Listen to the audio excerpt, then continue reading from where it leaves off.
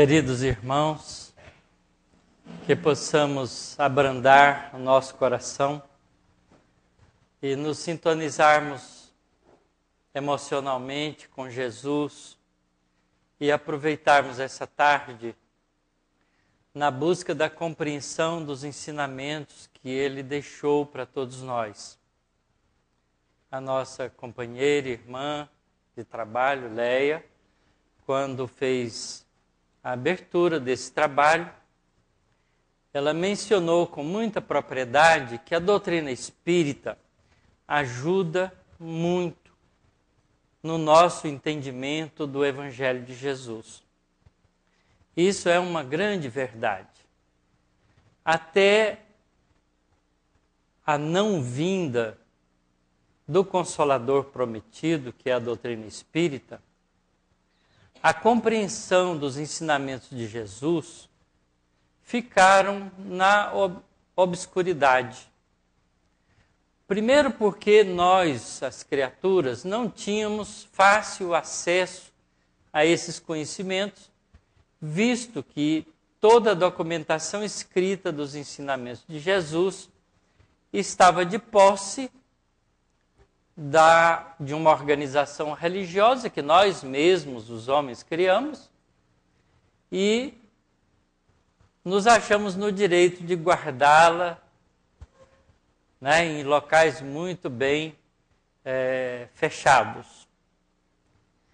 A segunda coisa é que a grande maioria das pessoas nessa época não sabiam ler.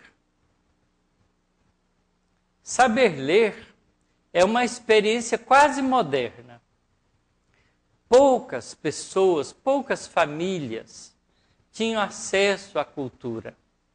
Então, a grande maioria do povo não tinha acesso a esses conhecimentos, senão através da interpretação dos religiosos, que se diziam representantes desses mesmos ensinamentos, dessas mesmas verdades, e as interpretavam a seu modo para nós. Então, apesar de nós termos 2000 anos, praticamente, de ensinamentos evangélicos, nós somos ainda profundamente ignorantes do conteúdo desses ensinamentos. É uma verdade que a gente descobre parando para pensar. Na época da minha avó, por exemplo, as mulheres não precisavam estudar. Elas aprendiam as lides da casa, porque iam ser mãe de famílias e era isso que interessava. E aos homens era importante logo adquirir uma profissão, porque eles teriam que ser os mantenedores das novas famílias que se formavam. Então o estudo era restrito, muito restrito. Hoje nós temos escola pública para todas as pessoas no nosso país e na grande maioria dos países, né, que são ditos, né, em desenvolvimento ou desenvolvidos na linguagem do ser humano. Na África, por exemplo, a grande maioria dos povos ainda não tem esse acesso. Nos países latino-americanos mais pobres também. Então a gente sabe que a realidade do mundo é muito diferente daquele dia a dia que nós vivemos hoje. E a gente não se dá conta disso porque, como diz o ditado popular, a gente só fica olhando para o nosso umbigo, não é? Eu acho que a gente não olha para o umbigo, olha para o pé. O umbigo está sempre cobertinho, a menos das moças hoje, né, que usam roupa curtinha. Mas a gente está preocupado com os objetivos nossos e não nos damos conta da realidade na qual nós estamos inseridos. Então, para aproveitar isso, nós hoje escolhemos uma lição de Jesus para trazer, comentar com vocês e mostrar a adequação dessa lição estendida e explicada pela doutrina espírita. Quer dizer, a Leia já estava em sintonia com os espíritos, né? e eu também, provavelmente, nessa organização do trabalho.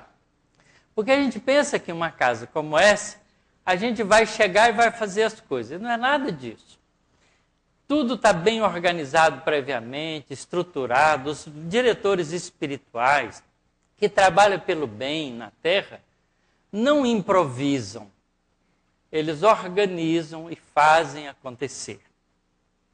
E se a gente entra em sintonia com eles, a gente participa desse acontecimento de maneira adequada. Então vamos lá. Evangelho de Mateus, isso aqui é a Bíblia, o Novo Testamento, não é? Tem o Velho e o Novo no mesmo livro, eu estou pegando o Novo Testamento, o Evangelho segundo São Mateus, e eu vou trazer para vocês, né, a parábola dos lavradores maus, que está no capítulo 21 de Mateus. Acho que muito pouca gente já ouviu falar dessa parábola, né? Mesmo os estudiosos espíritas. Vocês já ouviram falar nessa parábola? A parábola dos lavradores maus? Né? A gente conhece mais a parábola do bom samaritano, né? do semeador, do joio e do trigo, e para por aí. A gente não conhece o Evangelho. E ela começa, então, nesse capítulo 21, versículo 33. Prestem bastante atenção. Ouvi ainda outra parábola. Houve um homem, pai de família, que plantou uma vinha e circundou-a de um valado e construiu nela um lagar e edificou uma torre e arrendou-a a uns lavradores e ausentou-se para longe. Vamos traduzir um pouquinho. Pai de família é um senhor, um chefe, não é?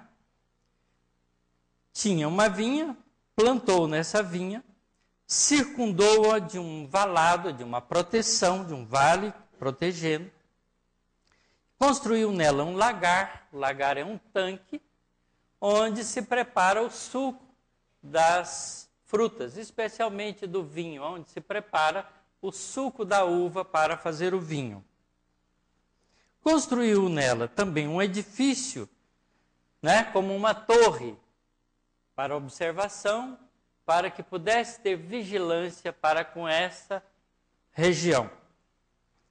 E arrendou-a a uns lavradores. E depois de feito isso, se ausentou para longe. E chegando o tempo dos frutos, enviou seus servos aos lavradores para receber os seus frutos, porque afinal a terra era dele. E os lavradores, apoderando-se dos servos, feriram um, mataram outro e apedrejaram outro. Depois enviou outros servos, em maior número do que os primeiros. E eles, os lavradores, fizeram-lhes o mesmo. E por último, enviou-lhe seu filho, dizendo: terão respeito ao meu filho. Mas os lavradores, vendo o filho, disseram entre si: este é o herdeiro, vinde, matemo-lo e apoderemo-nos da sua herança. E lançando mão dele, o arrastaram para fora da vinha e o mataram. Quando, pois, vier o senhor da vinha, que fará àqueles lavradores?